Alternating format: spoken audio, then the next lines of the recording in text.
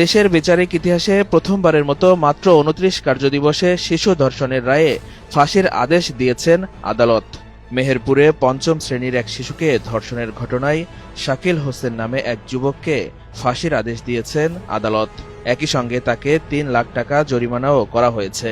মাত্র ২৯ কার্যদিবসে সশরীর ও virtual video কলের মাধ্যমে বিচার প্রক্রিয়া সম্পন্ন করে ঐতিহাসিক এই রায় ঘোষণা করা হলো।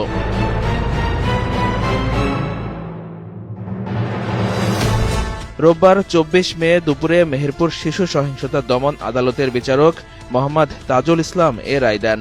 দণ্ডপ্রাপ্ত শাকিল হোসেন গাংনী উপজেলার চাঁদপুর গ্রামের আবদাল হোসেনের ছেলে।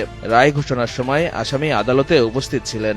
আদালত সূত্রে জানা গেছে, চার্জশিট জমা দেওয়ার পর মাত্র ২৯ কার্যদিবসের মধ্যে ১২ জন সাক্ষীর জবানবন্দি ও জেরা সম্পন্ন করা হয়।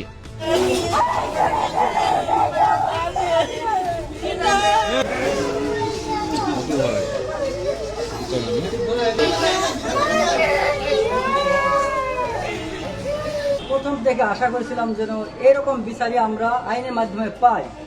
বুঝছেন, এই বিচারের রায়টা আজকে শুনে আমি খুশি এবং সবাইকে ধন্যবাদ জানাই। আমি খুবই সন্তুষ্ট। আর বাদ বাকি বাংলাদেশ জমিনে যেসব মেয়ে এইভাবে ধর্ষিত হচ্ছে, অত্যাচারিত হচ্ছে, কিন্তু সবাই যেন এইভাবে ন্যায় বিচার ফিরে পায়, এই আশা ঘটনা আর না ঘটার কোনো ছেলে সাহস না পায়। দ্রুত বিচার নিশ্চিত করতে সশরীরে সাক্ষ্য গ্রহণের পাশাপাশি ভার্চুয়াল ভিডিও কল প্রযুক্তিও ব্যবহার করা হয়।